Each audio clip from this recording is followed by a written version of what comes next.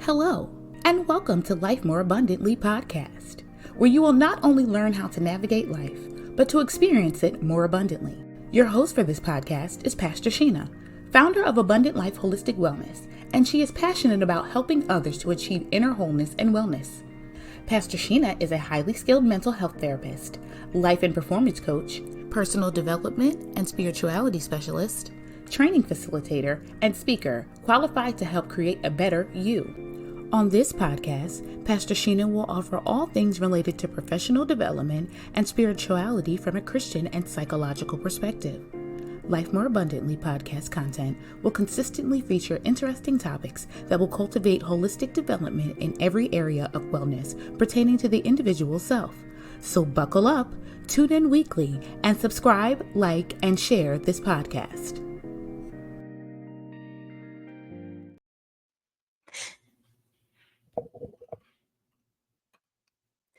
Hello, everyone. Hello, and welcome to Life More Abundantly podcast talk show. It's been a while, but I am your host, Pastor Sheena Thomas, and I am wanting to say happy Friday. As you will see, this is a pre recorded show because I have a special guest, two special guests, and we're trying to work with their schedule.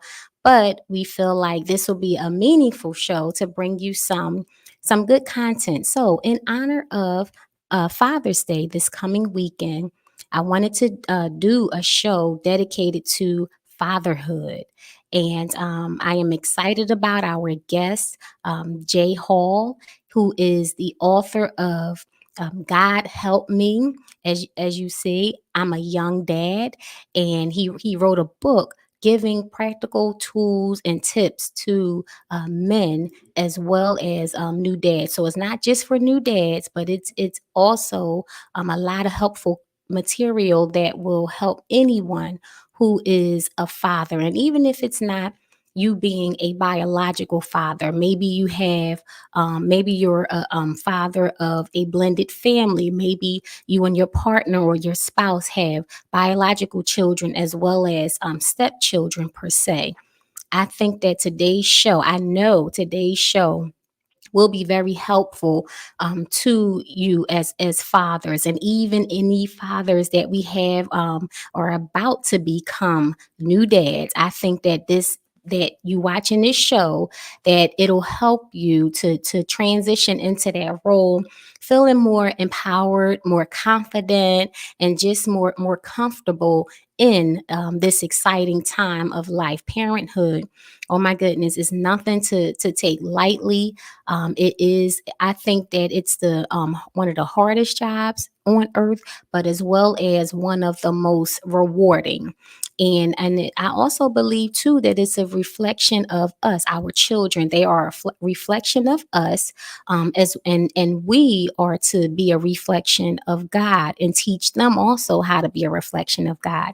So we also, in addition to our guest, Mr. J. Hall, we also have a special guest, Bishop Lonnie Thomas, my husband from Perfective Faith Ministries. And Perfective Faith Ministries is here in Philadelphia, Pennsylvania.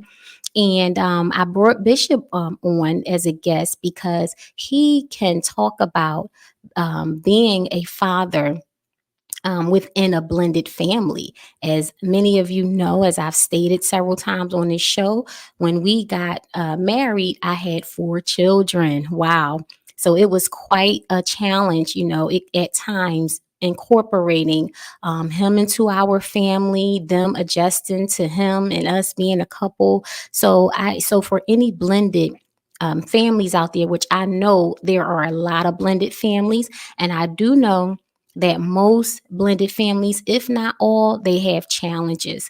And so we want to definitely talk about that. And even though we are pre-recording today, I would like to say, if you email us or your questions, which I will put the email in the comment section and in the chat, we definitely will follow up with you regarding any questions that you may have. So I am very excited about today. Also, please like, and share this broadcast, as well as invite someone to watch who you may feel like is can benefit from this broadcast, or just send them the link and they can just watch it at a later time. Go to our YouTube channel. Don't just go watch the show, y'all. Subscribe to our channel. Thank you in advance.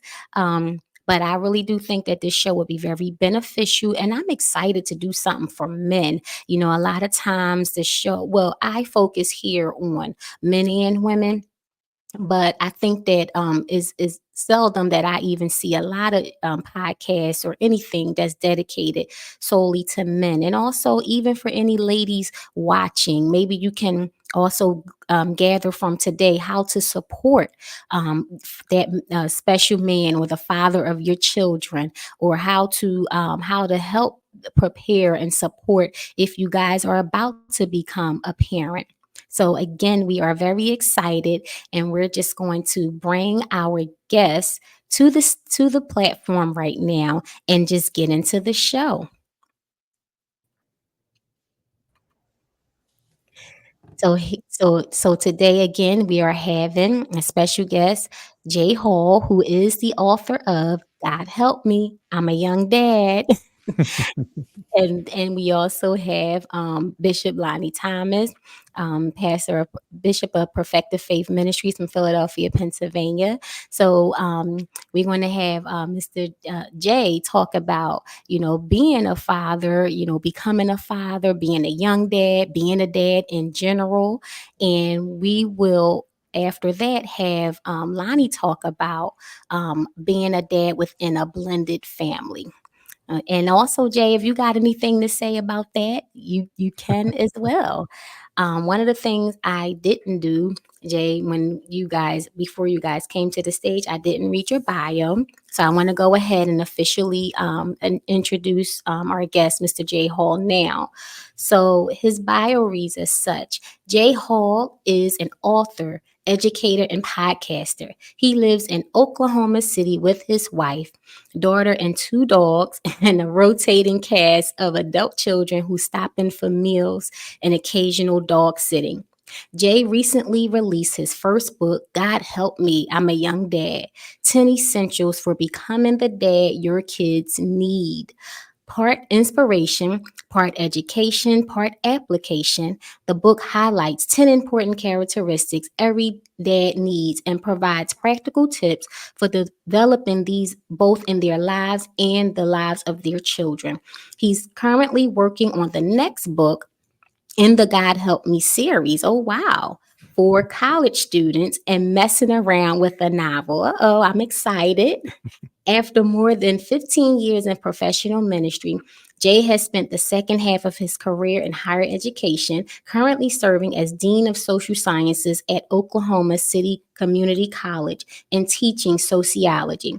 Since 2021, Jay has hosted and produced the is it Oki? It's Okie. Yep. Bookcast, Oki Bookcast, a podcast dedicated to connecting curious readers with their next great read through interviewing authors and storytellers connected to Oklahoma. He also co hosts a monthly book chat show through the broadcast with his daughter, author and screenwriter Hannah Heron. Is that it, That's Jay? it. Okay. Jay is a regular guest on a number of podcasts talking about everything from books to pop culture to fatherhood and more. So, again, I'm excited to present to you Mr. Jay Hall. Thanks, Sheen. I'm excited to be here. Thank you again for taking this time to be with us here on Life More Abundantly. I think this is not on my little question list for you, but what I know you put in your book too about what inspired you Yeah, to write the book, but tell us about what inspired you to write this book. sure. I have four kids, like you mentioned earlier, Mhm. and well, gosh, I guess it's been about a year and a half, almost 2 years ago now. We found out that my oldest son was going to have his first child. Mhm. And so it got me thinking about all the things that I hoped my son knew and hopefully learned from me, because those were the things that I wanted him to instill in we found out, grandson. Yes. So initially it was, I'm going to tell him this stuff. And then, that's, how you hear verbal things sometimes. So I thought, well, Mhm. I'll write this down. And as I thought about writing it down, I thought about all of the other young men in my life, a lot of his friends, a lot of guys at church who were also kind of entering or in the early stages of fatherhood. I thought, well, if I'm going to write it down, I might as well do something with it.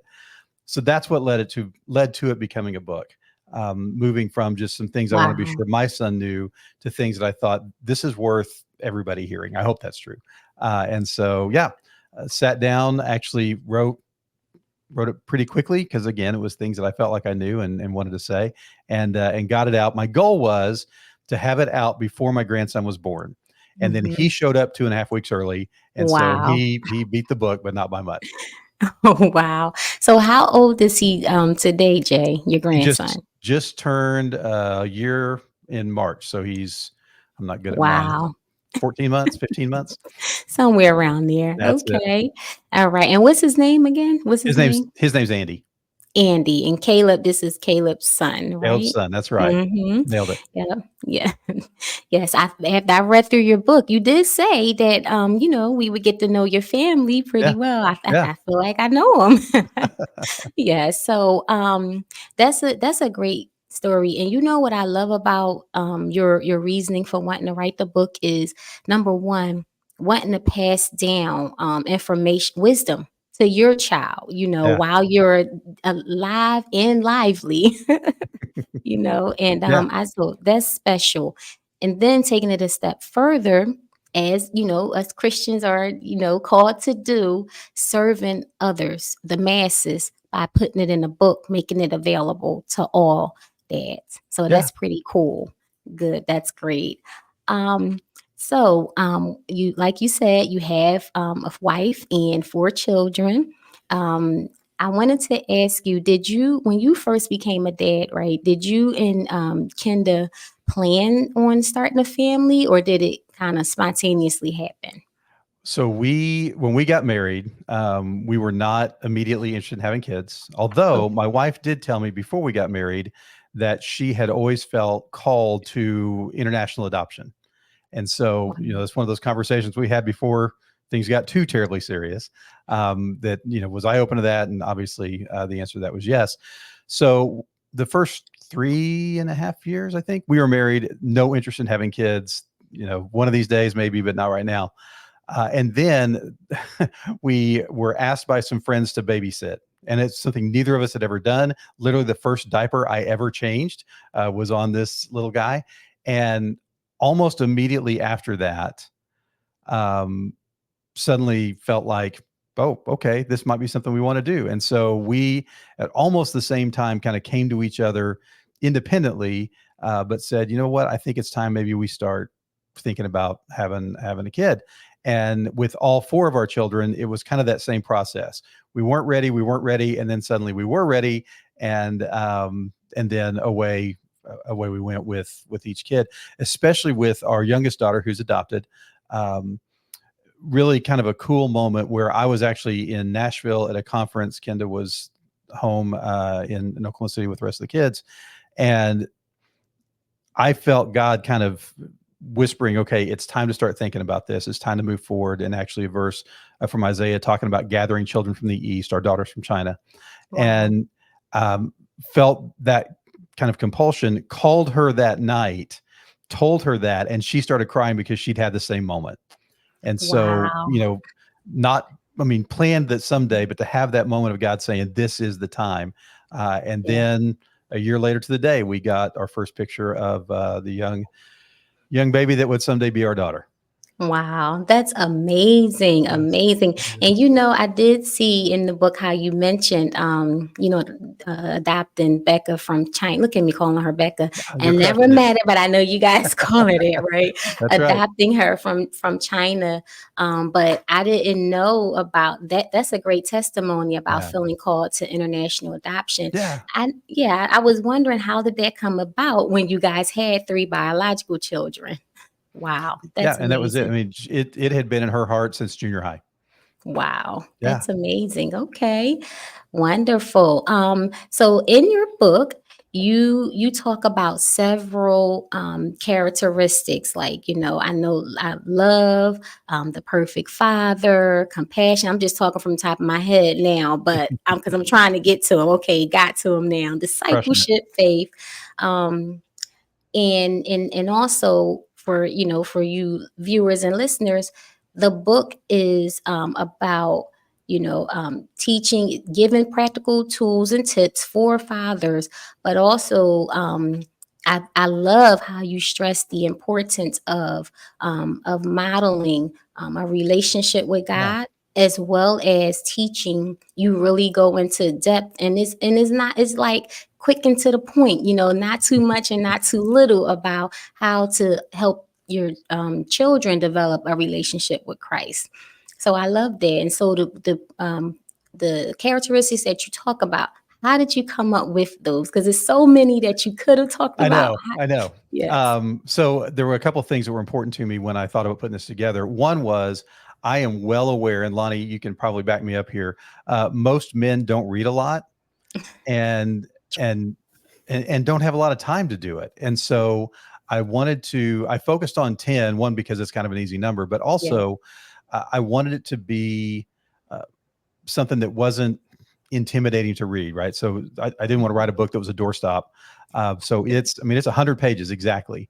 Yeah. And that was accidental, but it worked out really cool.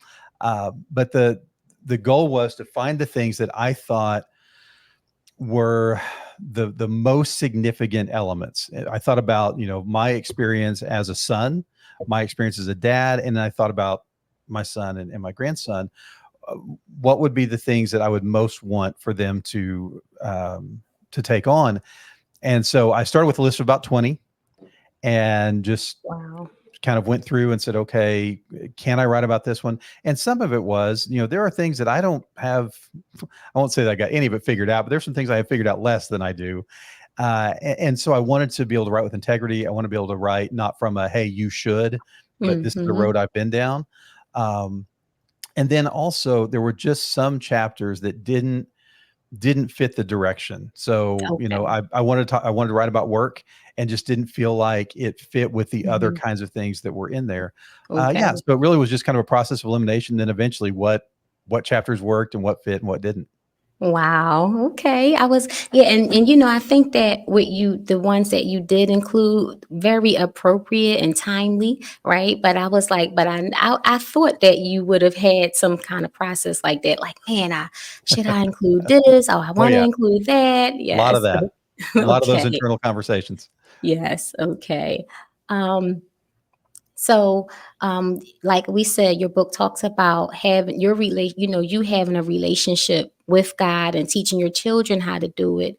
Um, what would you say to new dads or fathers in general who struggle with their walk with God and embracing God as their heavenly Father? So you sent me this question ahead of time, so I've thought about it a little bit, and I'm still like, oh, gosh, there's so much I want to say, and I'm not sure how much. Um, I think all of us, to one extent or another, struggle with the idea of God as Father, because none of us had a perfect father except for Him. Hmm. And so I had a great dad, and I talk about him in the book quite a bit. Yes. Hmm. Um, my dad's awesome. My dad still had flaws. There were things that my dad didn't do perfectly, and so as I've grown up and grown in my relationship with God as my father, there are things that were true of my dad that I've had to let go of and kind of wrestle through, because we never have the ability to see God with, our lenses are always cloudy, and some of them are just cloudier than others based on the experience that we have with our dads. So that said, I know that there are men who struggle with that more than others because of who their dad was, or the fact that their dad wasn't around. They never knew him, didn't know who he was, didn't know anything about him. And so I'll say a couple of things, hopefully by way of encouragement. One is, I think God is big enough for us to say, you know what? You say you're this, and I don't feel that, and I need you to help me. Um, you know, Amen. I think he can handle our doubt. He can handle our struggle. He can handle our lack of faith. I think about Thomas saying, "I believe, but help me, help my unbelief." Yes. And I think Hmm. there's an element of that we say, God, you you say you are a perfect father. I don't know what that looks like because I've never seen that. So I need you to show me. Yeah. And again, God says, ask me, right? And I'm gonna show you who Mhm. I am. I think the other thing from a more like practical, let's take steps, is to just look at the things that God says is true of himself, right? Yes. The Bible says God loves us. The Bible says God has a plan for us. The Bible says God won't leave us. And to be bold enough to test him in those things. Yes. God, again, God's big enough to handle our questions. He let Gideon ask him 2 or 3 different times, Yes, right? he Is this did. the He real thing? fleeced him. Yes. Yeah, he put up with Moses asking questions. Like Yes. he's not going to be he's not going to get mad at us for saying, "Listen, I don't get this, and Yes. I need you to show me." Yeah.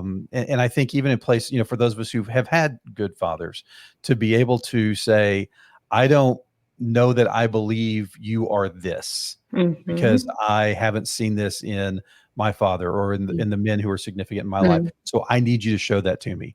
I have yet to see God not step in and say, Yes. okay, watch this. For sure. I love that answer because I think we all have heard or grew up hearing that we're not supposed to question God. Right. And a lot of people still believe that. And that is one of the biggest myths that there ever was. In order to gain a better understanding or clarity, that's how we do it, is by asking Yeah. questions. Yeah. And it's a way of also engaging with God. So by asking him questions. So I love that answer. You say you had to think about answering it. You did a great job. I love that answer. Yep. Did you do a lot? Did your children have questions like about your journey in coming to God, and tell us about how you came to have a relationship with God? So I did not grow up in a house where faith was a big deal.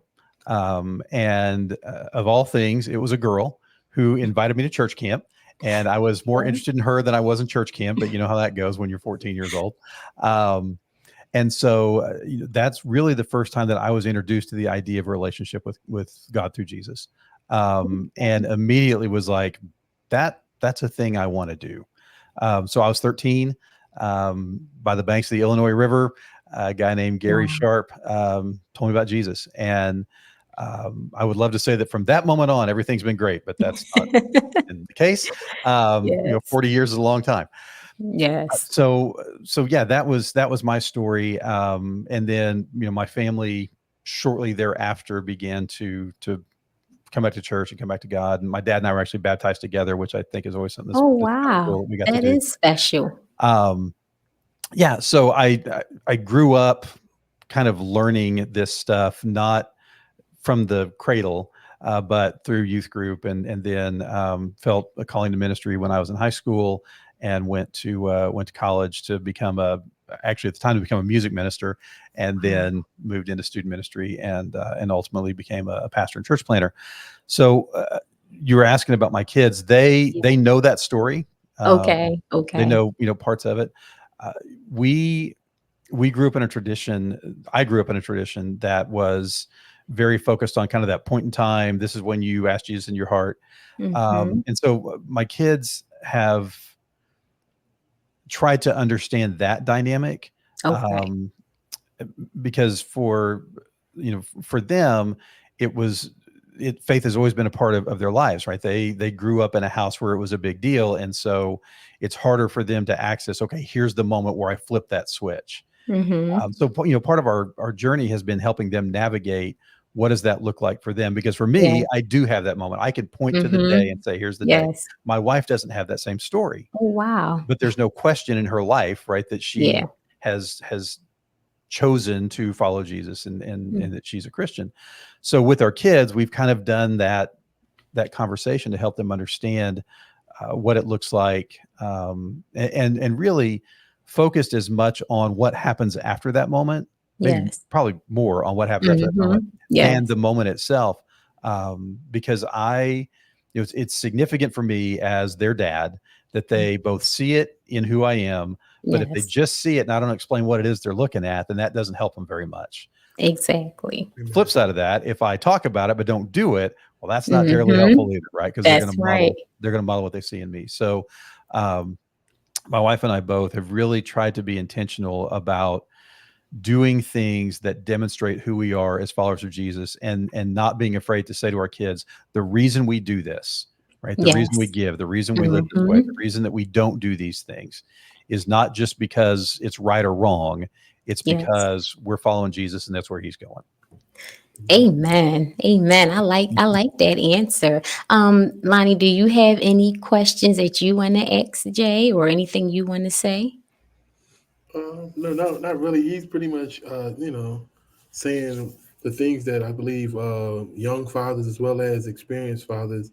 I like the fact that he stated that, and made it very transparent that he had a great father, but he was not perfect. Right. And again, I believe Sheena told me this on the way over, that in the book it pretty much let it be known, not to try to be a perfect father. And one of the main things that I tell young men, and men in general, because I'm a product of a single parent mother. Um, don't ever try to, when it comes down to parenting your children or your child, to do it in the sense of I'm going to do it better than them, because Mm. in some way or some shape or form you're going to end up mirroring and modeling the same characteristics, no matter, even if it's not the exact same thing, but it's going to be in that same vein. So, and again, that really went home to me, that understanding that, to our listeners and viewers, that you can be a great father but also have flaws, or be a great father to your children without the expectation of being perfect, without ever, but as long as you're transparent and Yeah. explaining to them, daddy had a bad day, or daddy didn't see it that way, or whatever the case may be, and we've got to learn even to get beyond pride and be like, and asking them for their forgiveness, because that includes them versus pushing them away to where they are not want to, open up, or want to understand, or even want to connect, so to speak. So I think this is very much so informative. Thank you. Yep, thank you. And yes, I do. I agree with that. And I like how you talk about including them, and asking them for forgiveness, and asking them too for their input, because they're, we will not only do fathers and parents in general make mistakes and we have flaws, right? But isn't we don't always have those things privately outside of our kids' presence. Exactly. Sometimes, and a lot of times, is in front of them. So I like Because a lot that. of times it's because of them. So, Yeah. Good point. That is true. They won't see it that way, but right, right. We've been there. that's true. So, and so Jay, with you and Kenda, right, having four children, and what Caleb, is he still 26 or he 27 He is now? 27. Yeah, 27 Okay. now. Okay. How have you guys navigated differences? Because sometimes what I've seen from men is that it'll make a man like step back and not always take his rightful place Mm. as father, as head, if there are parenting differences. I know that probably wasn't your situation reading your book, but were there times where you guys had differences? So again, this is another question that I really had to think about. I don't know. I'm sure, I will say it this way, because again, Okay. my son's 27 and a half years old. I'm sure there were times Okay. where we did not Mm-hmm. see eye to eye and how we wanted to handle something, but they weren't over big things. Okay. And I honestly can't think of a moment where she and I weren't together in how to handle something with our kids. We're very different.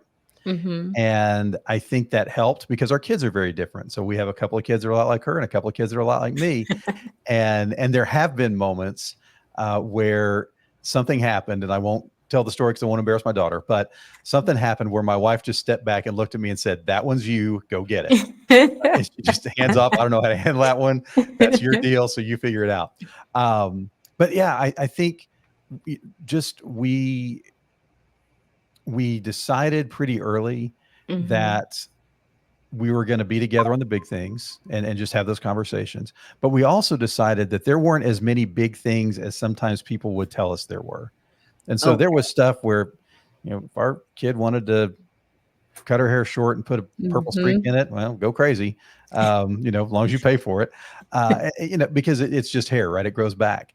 And I think because we kind of had that, not laissez-faire, like whatever, Mm-hmm. but just that mindset that we can't live in a world where everything's a big deal because we have Yes. 4 kids and not enough energy. Mm-hmm. And so I think it made Exactly. it easier because we didn't have to navigate and negotiate as many things together as to how we're going to handle this, because we would just look at it and go, okay, that's not a big deal. We're just going to let that one ride. Okay, I like that. And that's like the first time I've ever heard that, honestly speaking. But is believable, because you know why? It shows that you guys you have a y'all agree on foundational things, Yeah. and that y'all have a lot of the same values. Like, no two people are the same. Nobody wants a partner who's just like them. That's boring. Right. But I do think on fundamental values and beliefs and principles, you have to have a mutual understanding, and that will cut down on a lot of parenting differences. Right. So I Yep. like that. Yes, and good for you and Kinder too, to have. If you can't remember, it must was Yeah. not much, right? Yeah. Because, Lonnie, can't we remember some? Too many, too many. I'll step out if you guys need to talk through some things real quick. Yeah, so I think that that's wonderful, and that is something that I do say to parents, or and I do say especially men, because we all believe and know and understand from our belief system that the man is the head.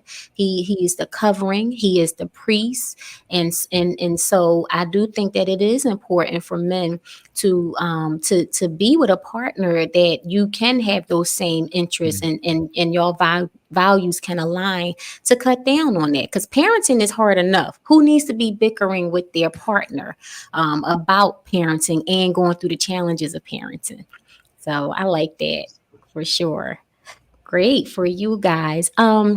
Jay, with all that the world has to offer today, right? What advice would you give to fathers about maintaining and developing a relationship with their child, especially like how kids go through different phases. Like Lonnie and I, we have a 12-year-old.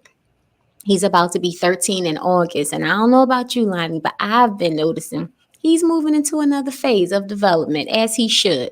And so I'm like, okay, well, you're thinking about ways, how can I, maintain a connection with him and things like that? Because today we're competing with video games. Video games were out when we were children too, but today is on another level. We're competing with social media, music influencers. And so how would you, what advice would you give? I think a couple of things. One, so you're right. This generation of young parents grew up with the things that, or at least were teenagers, in an era of the things that you're talking about that are challenges, right? So, streaming video games and just streaming content. You have cell phones. You have all those things that are a challenge for our kids. But quite honestly, they are also a challenge for us as adults. And so I think True. one of the real, kids today have all these problems, and we're saying that while we're on our phone tweeting about it or whatever, and the kids sitting next to us. And so rather having that conversation, we're blasting it to the world. So I Yeah. think one of the things that we have to do as parents is recognize our tendency to fall into those same traps, Hmm. and to decide, okay, yes, I'm going to limit my screen time for my kids. I'm going to limit for myself too. And I'm Yes. not gonna, I see and hear about families that are, sitting around the living room and everybody's on their own device. And so they're together, but they're not present. Yes. They're Hmm. just all kind of doing Yes. the same thing. So I think, being aware of that challenge for us, and it's not just our kids that struggle with this, it's Yes. all of us. Yep. But then That's a good point. I think it's intentionality, right? I think it is. So talking about your son, it's finding those things that you can have in common and embracing Hmm. those parts of your life. And honestly, that starts, it should start pretty young. and Yes. then it just grows, right? So as our Mm-hmm. kids move through these different phases, it's really jarring. And I Yes. see this, and you do Yes, it too, is. when a kid's 13 to 14 years old, and this parent who's kind of been this just shadowy figure that comes in and out Mm-hmm. and goes to work suddenly shows up and says, "Hey, I want to be your buddy." Yeah. They don't know how to navigate that any more than we do. So Mm-hmm. I think, that intentionality, and that's not to say don't do it if you haven't up till now, but I think there's a different way to navigate that. Yeah, it's a But I think different dynamic, right? absolutely. But I think finding those places where we can have in common. So, if your kid's into games, maybe you need to do some of that too. I actually was having a conversation with a colleague whose son is really into Fortnite and wants her to play with him, and Mm. so she's given it a shot. And she Okay. was talking about what a struggle that can be. Um, but I think it's finding those things in common and finding ways to pull away from the screen Yes. and connect, right? So if you're into basketball and your son's into basketball, your daughter's into basketball, don't just watch games, Mm-hmm. right? Go play, go out in the Yeah. yard and give it a shot. Or go to a game together, even if it's like the Mm-hmm. local college or local high school. Go watch it, because then you get to share that experience instead of having a passive experience where you're just Yes. watching it on the screen. Mm-hmm. Um, and dads, sometimes that means we have to get into things that we may not necessarily be all that into, Mm-hmm. right?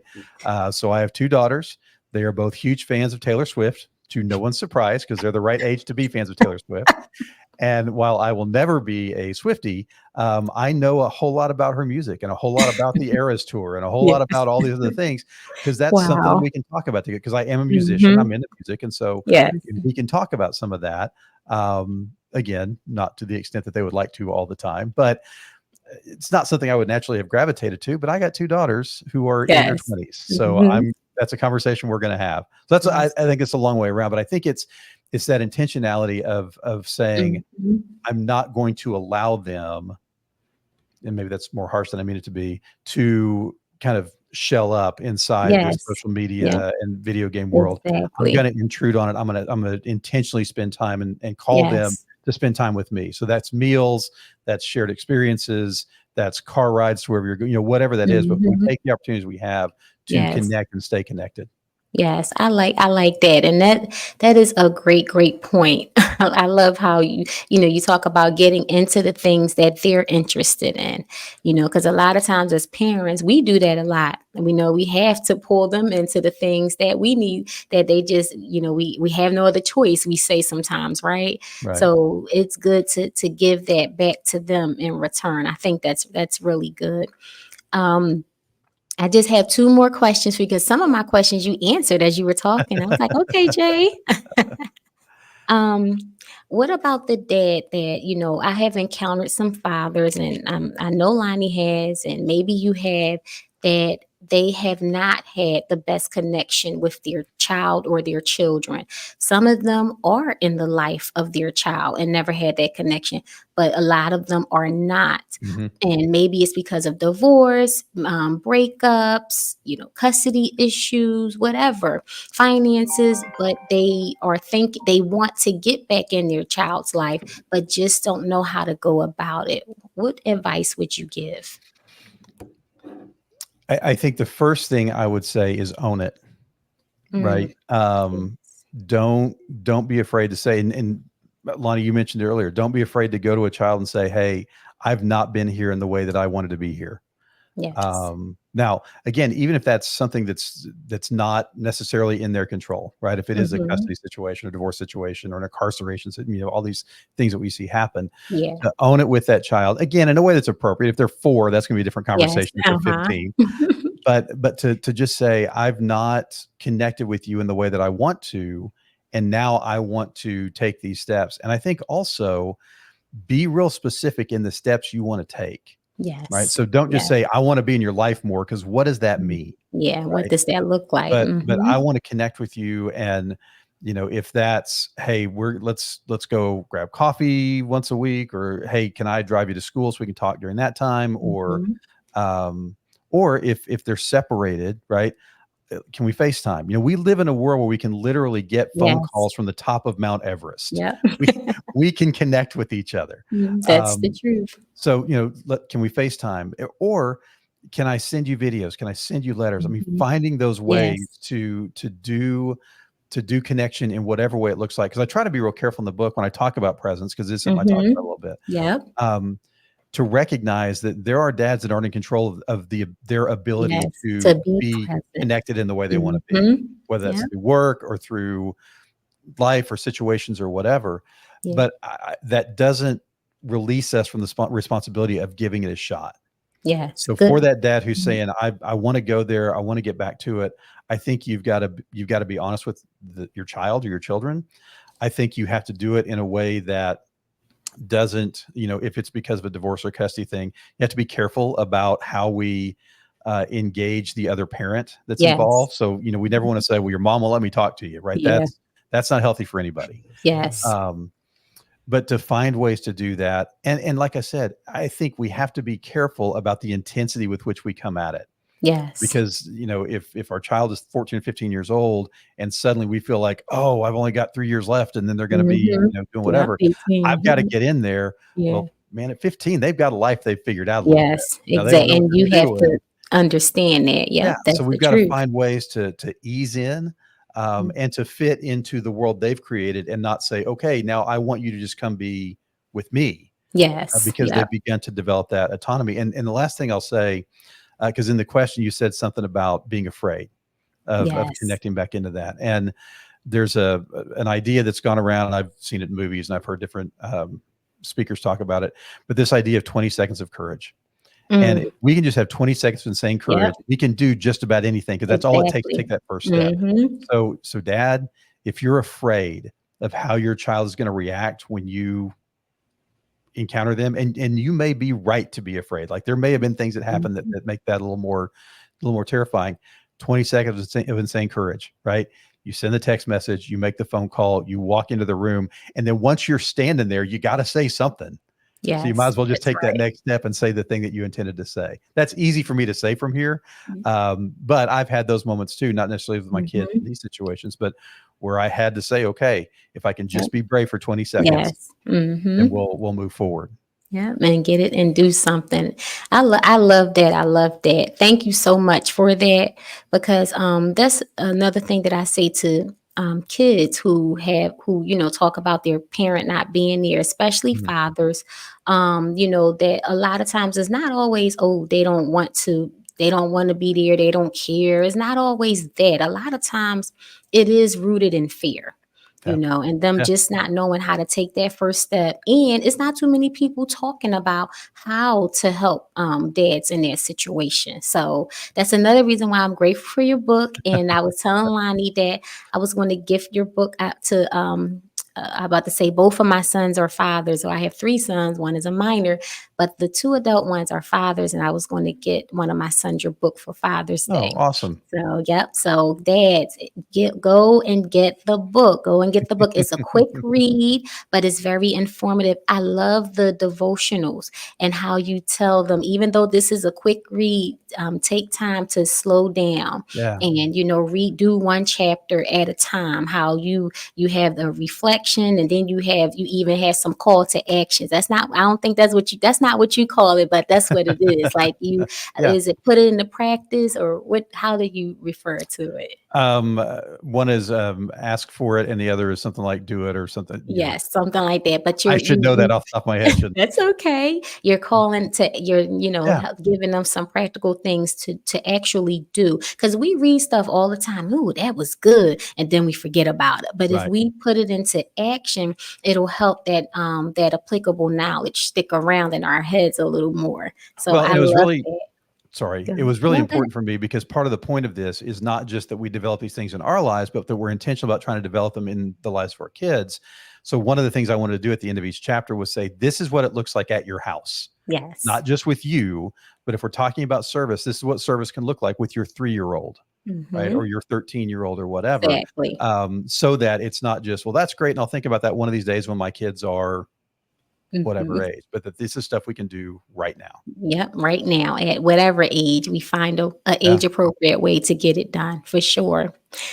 Before we ask you about, how can dads access your book, and also ladies, if any ladies watching, all of the things that Jay have talked about, things that Lonnie have mentioned.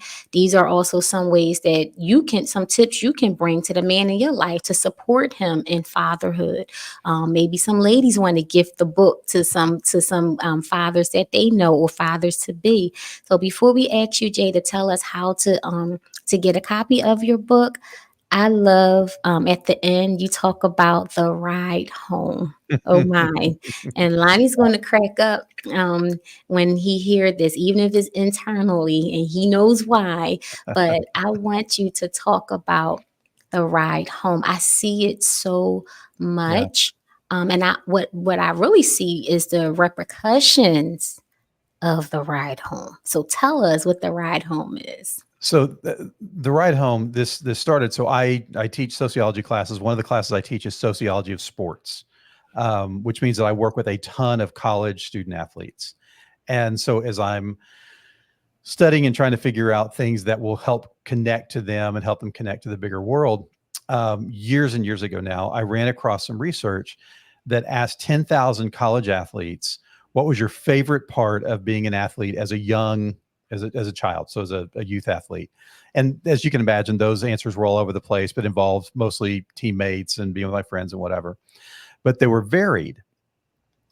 They also then asked them, excuse me, what was your least favorite part of being a youth athlete?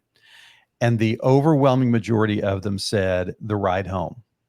Wow. And so then they began to ask them about it. And what they learned was that on the ride home, mom or dad would break down everything they had done wrong in that game or set of games.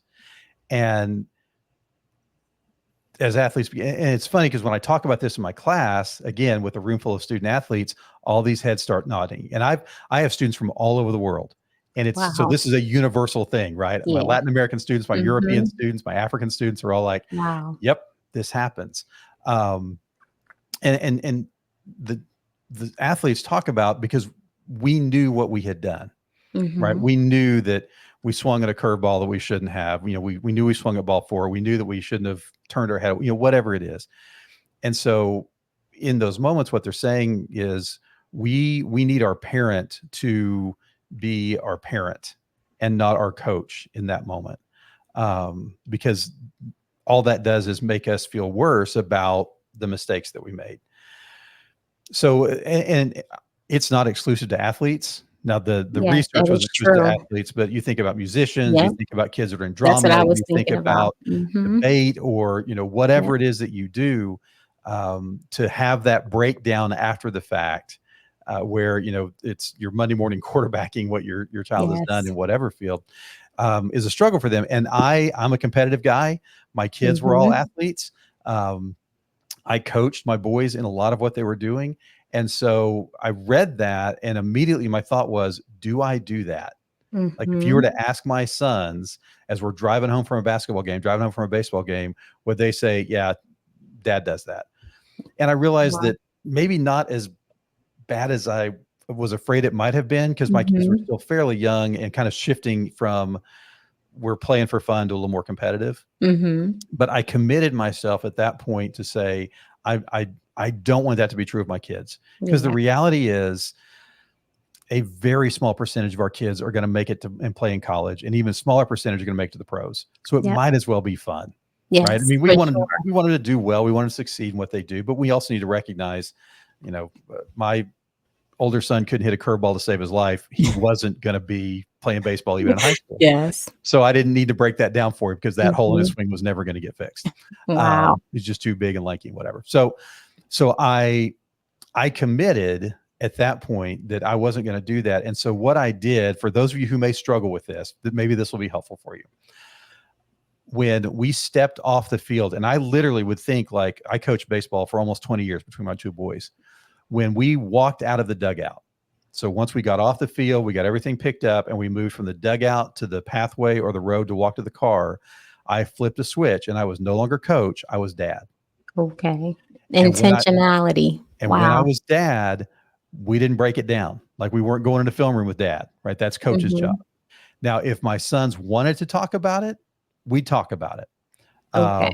and I would be real careful to be as positive as I could in those and not just agree with them. Yeah, you really shouldn't have swung at that. That tried to be careful with that kind of thing. But most of the time it was just, man, I love watching you play. And man, isn't it fun that Mhm. we get to go do this? And isn't baseball the greatest, even though today we got beat by 10 and it wasn't a Yes. whole lot of fun. And I will tell you, the choice to not engage and start those conversations led to a Mhm. lot of very quiet car rides home. Yes. Because Wow. because they're competitive, and if things didn't Yes. go well, they were Mhm. stewing on it, but it Yes. wasn't going to help for me to go, yeah, you're right, that wasn't good. Mhm. For And sure. it's hard. Wow. If you're a coach, if you're a I can dad, if you're competitive, imagine. if you're a Yes. mom, I mean, let's not pretend that's just a Yep. male thing. Um, Exactly. it's That's right. tough, but I think it leads to kids burning out and wanting to walk away from these things, or wanting to find things that we don't know anything about so Yes. that we Yeah. can't coach them. For sure. Um, Yeah. which I think then kind of leads to video games and some of this other stuff we've talked about, because Mhm. I know a whole lot about basketball, I know a whole lot about baseball. I don't know much about Fortnite. So if that's Yes. the road they're going to go down, they can escape my coaching instinct. Yes, yes, for sure. I love that. And I like that's I thought that was great transparency on your end. Mm, To to like you said, I love that's what I like about this book, y'all. Like you said, it's not a don't do this and don't do that. It is, you know what, here's how I messed up. yeah. Yeah. And what you learned from it. And the things you talk about are common things that parents or fathers usually, struggle with or have a flaw with. And the thing about the ride home, I'm going to go look for that research, but it and induces and enhances anxiety, and there are very different aspects of anxiety. We got OCD, we got generalized anxiety, social anxiety, and then there is perfectionism. And the thing is that parents, like you said, because moms and dads do this, we're who they're looking up to. So our what we say and our feedback, it carries Oh like the yeah. most weight. Oh yeah. And even a lot of times, especially male to male, female to female, a lot of times it's going to carry more weight than the coach or the dance instructor or the music instructor.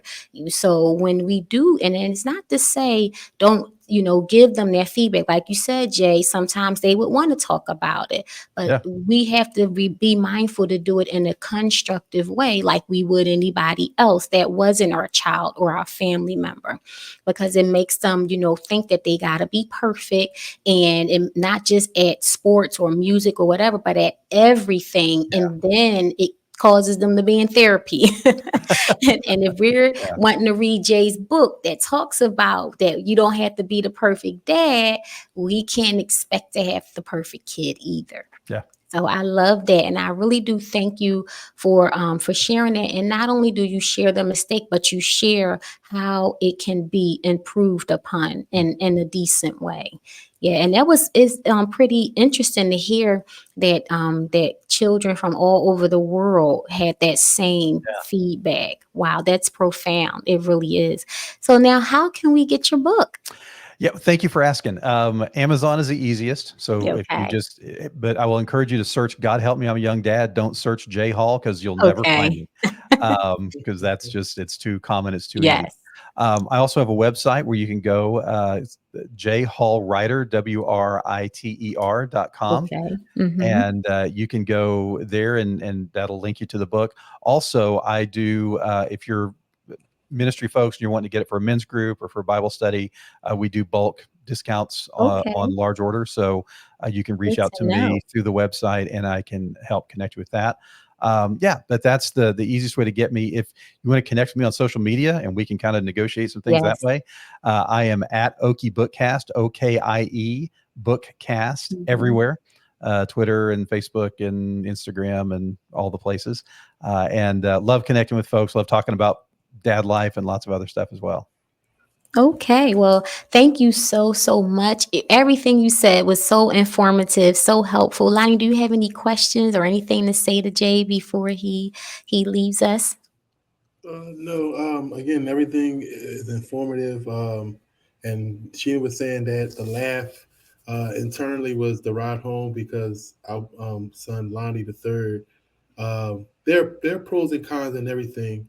My ride home, I thought about when he first tried out for basketball Hmm. and was devastated. Where so to the point when Yes. Sheena and I talked, she said he never told me, and I said, and I kind of used the late Kobe Bryant, that, yeah, all of the struggles that he went through. And I said, no one becomes great or experience greatness without failure. You got to Yeah. learn from that. Yes. That's So true. with that, I think that ride home, something clicked because he wanted that. I mean, and you can see the drive and the passion. Yeah. And then me and Sheena and I rather, we did everything in our ability to, uh, to advance and enhance, his ability to get better at basketball. So then this past school year, you've seen it, and I'm not talking about something years ago. I'm Yes. talking about in Yes. 2020, Hmm. uh, Less than a 2022 year. to, Yes. to 2023, 2024 school year, you've seen a vast improvement. But again, my ride home with him, which we had many where, I had to always be mindful, and the therapist that's in Sheena will always remind me, about, you got to be this and that and that and this. So, but I think about that one because it really, I never see it until now, being very transparent. It, how can I say this? It really touched my heart where it made me emotional, like, because as a father, you want to rescue your child and Yep. Yeah. you want to give them the superpower. You know, Yes. if you know that you were an athlete, and he asked me certain questions, and I said, I said I didn't have the advantage of how they have basketball courts and community centers and things of that nature, living Hmm. in an urban area. But I said, but we had a public playground, and I said every Yeah. time it was good enough for us, even if it was raining, I was drying the basketball court with my basketball because I was the only one out there. And again, just having that, you don't have the fathers have to give them some superpower that does not exist. Just the interaction, ear to ear, and most importantly, show me your heart and Yeah. be very open, Yes. uh, vulnerable, and and then move forward with that. You don't know, you don't may not know the next step, but if you Yes. open up, it opens up the door for conversation with your Yeah. child. Yeah. It's great. Yes. I really like. Wonderful. Yep, that is so true. And I want to thank both of you guys for being on here because like I was saying before I brought you guys to the stage was that I don't see a lot of, shows out there just talking specifically to men. You'll see that about women all the time. But things that's like specifically talking to men, I think is more needed in society. I do because also some men won't reach out for help or Mhm. express that they are struggling with something or they want to just develop in something. It'll take for someone else to bring up the topic. So I think that that's really wonderful that you're talking about this today. Yep. Mhm. Um, Jay, do you have any final thoughts? I would say two things very quickly. I promise they will be quick. Yeah. Okay. There's two big ideas in the book. One is the whole thing is based on Second Peter, where the Bible says that God gives Yeah. us everything we need for life and Mhm. godliness, and I am convinced that that counts for fatherhood too. That Yeah. God gives us everything we need to be the dad that He wants us to be. And then the last thing I will say is the last words of the book, and I think they're just the most significant thing that I can say to any dad, anywhere, anytime. Mhm. Keep Yes. showing up. Yes. Yes, Yeah. I Flaws agree. and all, That's right? it. Whatever I you agree. got, just keep showing up. Yes. Well, Jay, we thank you again for joining Yes, us. And you have a happy Father's Day Thank too. you. You Yeah. and One to Caleb. you too. Okay. yes. You as Same. well. All right. Take care, Thank you Jay. guys for having me on. All right. All right. Good night. So, Lonnie, want to talk now, everyone, about blended families. Um, I know that that's a huge issue out there. A lot of people are in blended families struggling to navigate blended families. Families have even broken up and fallen apart because of not having the tools to navigate being in a blended family.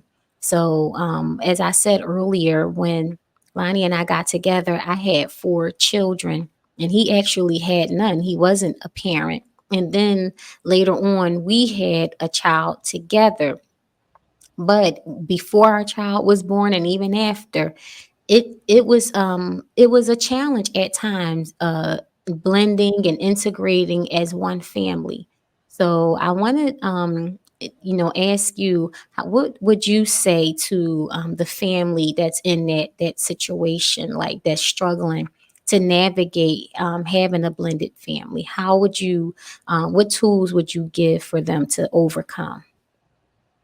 Well, to the male as well as the mother, you have to communicate. With Sheena and I, it was communication. Now, when I say communicate, it's not communicate in the sense of if I express myself and express my viewpoints, that we're going to both understand and be open, not only open, but understanding and agree.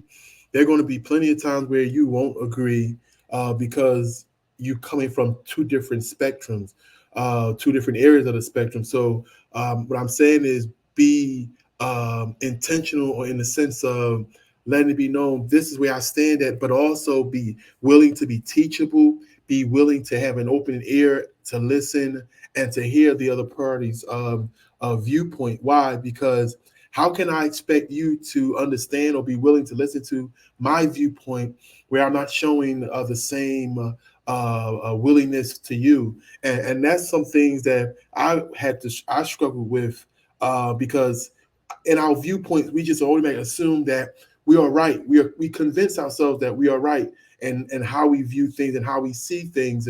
But again, I had to learn that. Listen, I've got to learn to be able to be open to having an open ear to listen to what Sheena had to say and her viewpoints for the purpose of that we can co-parent together with the blended family. But again, communication, that's the first thing I would have to say, because if you don't do that, again, it will be almost in a sense a war within the household, a war within the home, and you're doing more devastation and destruction to those children that will hear or see, and even if it's nonverbal, they'll sense and the intensity of the atmosphere, rather it's a ride home or rather it's just a living room or a dinner that no speaking. They're going to, and then the thing is with children, they automatically assume that it was something that I did. They go right back to the last thing that they may have done that the parent was disappointed in. So again, even as I told Jay that being open, open to talking to the child, and letting them know when you mess up. Why? Because we hold them so much accountable.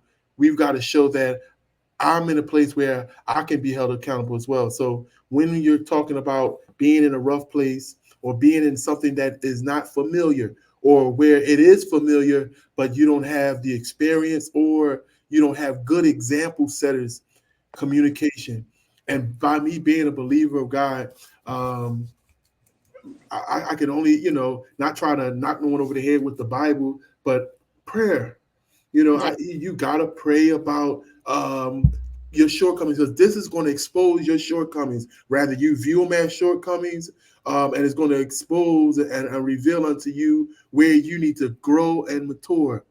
And one thing, and I'm gonna close this out for you, Sheena. I can honestly say, since being younger in our marriage and also not having children, the God honest truth, I wouldn't change how our co-mingling regarding blended families, because I learned a lot what not to do based off of my failures. I learned a lot, and it taught me, because in one of my phrases I always tell Sheena in the early, I don't like favoritism or anything that appears to seem like favoritism. So I had to be the example setter of that. I'm not going to show favorites among the children, and by that being a pillar or foundational piece for me, it traveled right into when we had a child together, that you would not see the same thing. And again, sometimes we see that even as siblings, we see favoritism. Mom likes this one or dad likes this one more than the other. I'm sorry, y'all, my light have cut off. But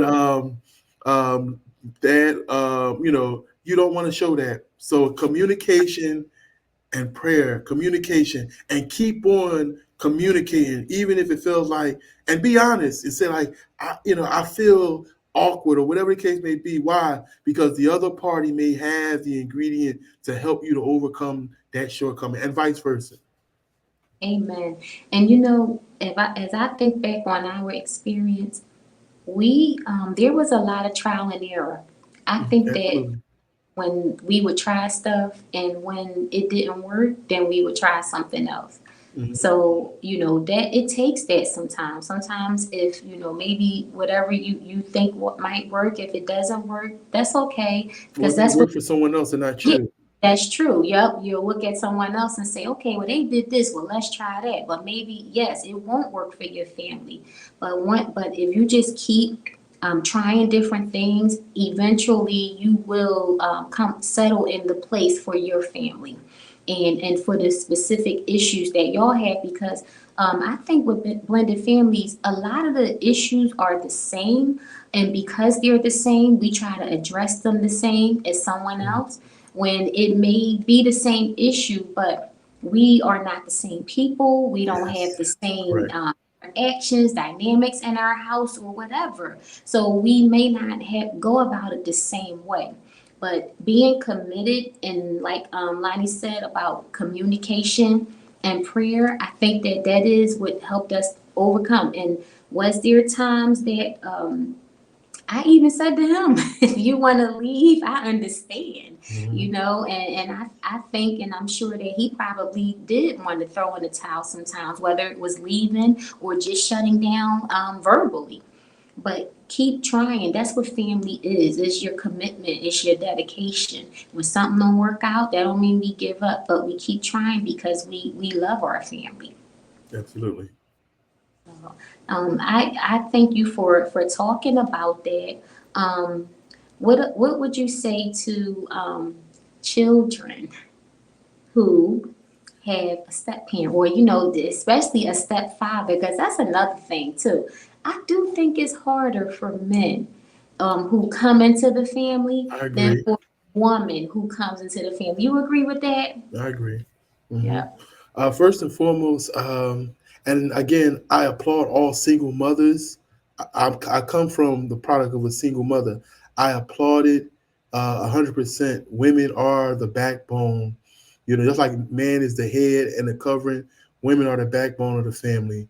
Um, but I want to say the spokesperson for two parent homes. I am. Um, and that's why, again, even with our child together, you know, I learned so much even in that from the four children we co-parent with, as well as to now. Why? Because like you said, every child is different, and if you try to approach it the same way as the last one, you may fall on your face. But when it comes down to when the father or the male come into it, what I say to the children, just like I told our children that, because every situation is different in a sense of why the other parent is not there. And when I told them, I said, I'm here to do what your father either will not or cannot do. I'm not here to take his place because one, he's still alive and you still have communication with him. So I'm not here to take no place. And I think, and again, they may not understood it at that moment, but remember, um, when they get older, and Yeah. children now is they're Sometimes older, they're grown, and they're feedback. having their own children. Yeah. The feedback was different from all of them. Christopher was like, "Oh, Mr. Lonnie, it wasn't that bad," But if I look at you as the enemy because my father's not around, and I had to learn it the hard way that no matter what love and what you showed, they want it from their original, well, not original, they want it from their biological father. So it is a little challenging, a little hard because now it looks like mom brought somebody else in that's not my father. So again, as the male, you have to be understanding and understand that, for the lack of a better term, it's a package deal. You cannot have the mother, brothers, um, and not accept the children. You cannot. That's a recipe for disaster. Yes, it You is. cannot have the mother without understanding that it's all or nothing. And a lot of times we come in with our own objectives and our own reasoning on what we think we're going to do, or that we're skilled enough to hide that. Children, no matter how young or inexperienced they may be, they sense it, they pick it up. And even if they can't comprehend it and fully explain it, they know it. So again, fathers and males, that when that, you got to just be understanding in the sense of that this child is not fighting you. They're fighting the fact that I don't understand what's going on, even if it was explained to me.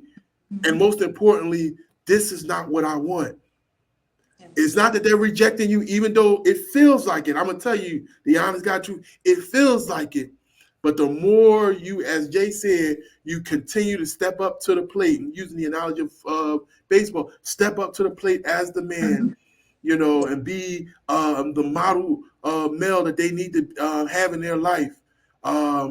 It will eventually get easy. It will get Keep easier. showing up, like he said. Mhm. That's the You have to. You have to, because again, it's bigger than your feelings. It's bigger than there are going to be things that are going to be said that you may not like. There may be things that they may say, they may blurt out, "You're not my father," and it's not for you. One, you have to always maintain standards and integrity of you don't go back and forth. You establish authority, far as, listen, this is not how we raised you, this is not how this household is going to go about things, and so on and so forth. But again, I wouldn't allow you to disrespect your father in front of me, nor would I allow you to do that to me. So again, brothers, by being a challenge, again, the Bible speaks about how it says how husbands are to love their wives, but the same thing applies to children, whether they're biologically yours or not. Um, and why it's asking for the love? Because there are going to be challenges, there are going to be things, there are going to be obstacles that are going to come into play where you're going to have to love them in spite of. and Love love. them, but also follow it up with prayer. Yes. That again, that you continue to uphold the standard of God, and also that you continue to be, because again, the enemy wants you to walk away. So the child will say, "I knew all along that he, that's all it took." No, no, it's going to take more than that. And when Sheena told me that, I said, "No, it's going to take more than what I'm going through." And I was going through hell on earth, you know. And we have a great relationship now, all four of the children, as adults, because now we can speak to each other in a sense of it went from Yeah. adolescence and into teenage to now adulthood. Now I can talk to you and help you and give you advice in a sense of, as a parent, from father to father or father to mother. But again, it won't come overnight. But again, you have to understand that it's not an attack on you. It's an attack on the simple fact that they did not ask for this, and Yeah. that they want their other parent that is absent, rather it's court or whatever the issue may be. And also, in with how you was talking about is not don't is not about you. I think that's something to keep in mind. Like, don't take everything so personal, even though it does seem like it is directly towards you. But there are issues a lot of times before You the could step complain. parents show Mhm. up.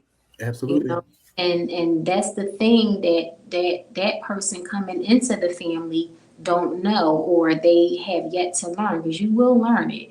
But that is one of the biggest reasons why it is okay to not take that stuff personally. you know, Absolutely. and even if they do mean some of the things that they say, but it's still not to say that it's going to always be like that, and that y'all can't overcome whatever challenges or differences that you initially had. Absolutely. There were times where I thought that we wouldn't overcome it. I don't know. I mean, it was rough, and it was also things that I would not have never expected to happen, or because it seemed like it took them a long time to Mhm. embrace you, right? And I think that was the biggest challenge for me. And I know we're not the only family that's going through that, but consistency helped us as well. Mhm. It And really with that, it you know, is a testimony to parents and families that are going through now. And again, I always say this, and I believe this wholeheartedly, that when I said I'm a proponent, I'm the biggest cheerleader for two parent homes.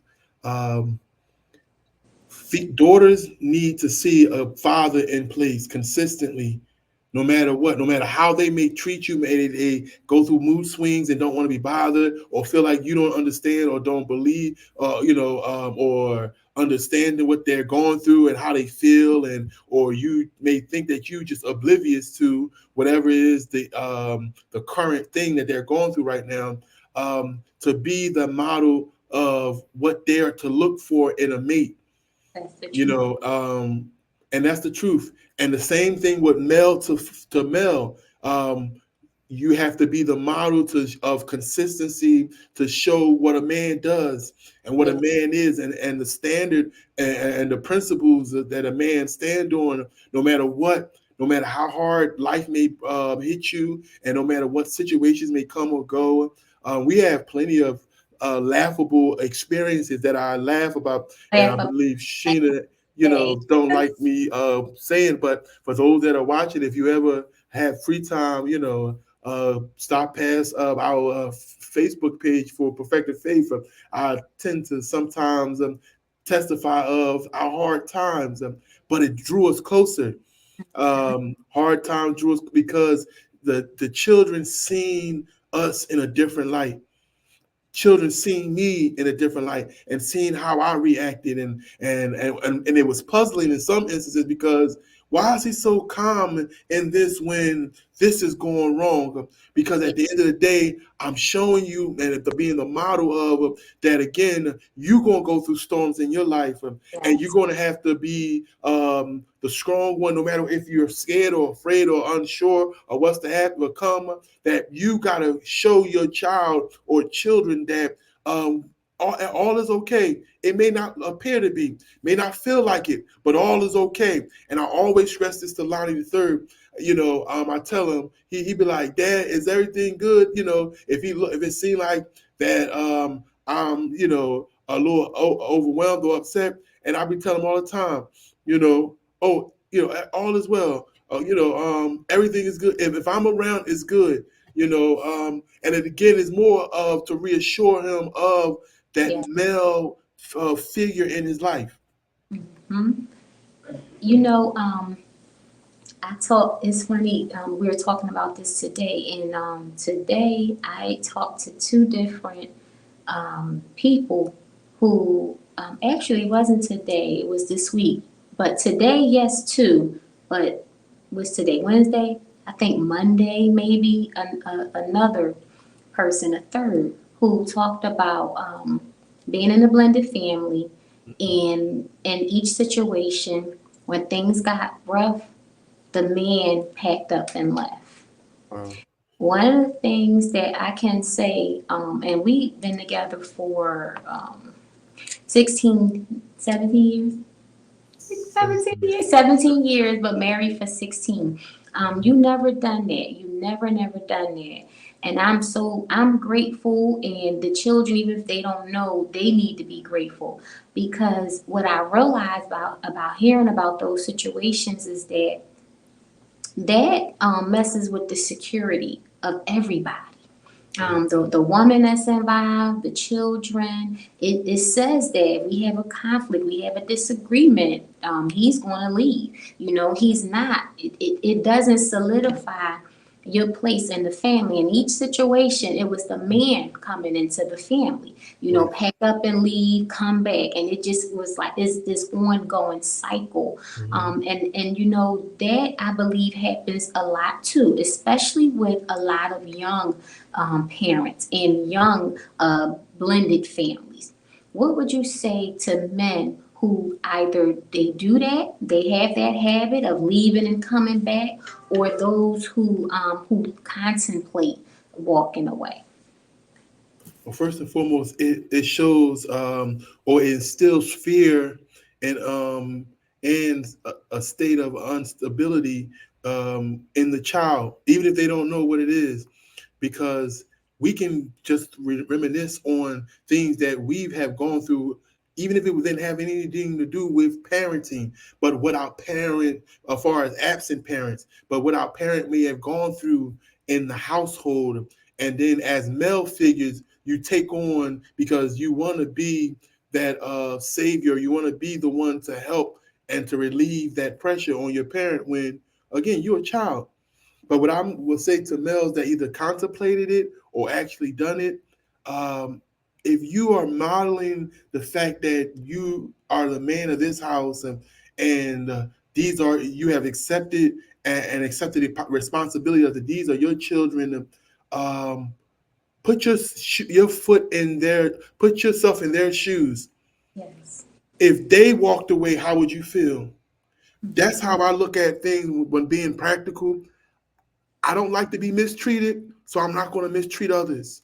Now, that will that stop the fact of me may ever being mistreated? Absolutely not. But the principle and what I believe in, my foundational compass and moral compass is, I'm not going to do that. So the same thing applies with those that contemplate it. And again, you're not a bad guy because you contemplated it or it Yes. crossed your mind, but you have the control and the ability to not allow it to become the act to act upon that feeling or that thought. But Yes. again, be reminded of the children. Now, again, some instances it's necessary to walk away and don't come back because some things are toxic and it's non-healthy and not healthy for neither the male or the mother and the children. But for That's those that may go through hiccups and storms and stumbling blocks and things of that nature because there's a new male in the picture, yes. consistency. And also be honest and open to your spouse or to your companion how you Mhm. feel. And a lot of times us as men we want the superman syndrome or the superman physique of wanting to stay strong and be strong and appear strong, but a woman can see again your imperfections. A woman can see the chinks in your armor. That's not saying she's going to love you less, but again, if you be open with her, again, communication to let her know that, listen, yes, I did think of that. But and not saying tell her that in the sense of and induce fear, but let it be known that, I don't want that. But it Yes. did cross my mind, and if it doesn't cross your Those mind, the by all ones. means, praise God. But again, put yourself in the child's shoes. It would probably be better that you never came into their life than you to up and go that drastic. Why? Because they're already fighting the father that's not there, the biological father. Now Even. that you come involved, it makes them feel like that's why I didn't want to let my guard down. That's why I didn't want to accept you because you did the same thing that my father did. Yes. Yeah. Think That's a about the child. point. That is a good point. And also by letting your partner know this is how I feel. Because feelings, just because you feel a certain way doesn't always mean we have to act on it. I think Absolutely. that that's another thing that's helpful because that person can help you to not act on the way that you feel, Mhm. knowing you really don't want to. But if we just keep it a secret and it's just on repeat and replay in our mind, it's going to drive us to do the very thing that we don't want to do. So I think that was really helpful, Lonnie, for you saying it. And I, again, appreciate you coming on here talking about this. Anyone who have any questions or concerns, you can reach out to us and we will definitely follow back up with you. Absolutely. And also, if you need help for your family, whether it's counseling, professionally or in the church, whatever it is that you need, we do have the resources to guide you in the Yes. right direction. So we thank God for our show on today as the topic fatherhood, Mm-hmm. helping men navigate being fathers, whether you're becoming a father, you're a new dad, or you're stepping in as a fatherly role model. Whatever it is not easy. So we thank you again for listening. Those who have watched, please like, share, and subscribe to this broadcast. Mm-hmm. And as always, thank you for taking the time out to listen and to give feedback. So we until next time, we will see you or talk to you, interact with you next time on Life More Abundantly. Thanks Sheena, I again. wanted to say something. Go ahead. And males, my brothers, whether I know you or don't know you, the greatest thing and the greatest accomplishment for a male, a lot of people think is the achieving of your successes and the things that you go after. But the greatest achievement and the greatest thing to ever experience and to conquer is fatherhood. Yes. So conquer it and go after it, pursue after it, and have the desire to want to be the best father that you can be in God. That's A- it. Amen. That it's worth the struggle. It's worth the fight. Yes. The conflict is worth it. Well, until next time on Life More Abundantly. Thank you for watching or listening to this week's broadcast. Join us next week as we take you further along the journey of healing, wholeness, and wellness. To learn more about the services of Abundant Life Holistic Wellness, or to book or engage with Pastor Sheena one-on-one, or make further comments or inquiries, please visit our website at restoreabundantlife.com. To stay connected with us, please follow the links to our social media outlets below. Again, thank you for watching, and we hope you join us next week.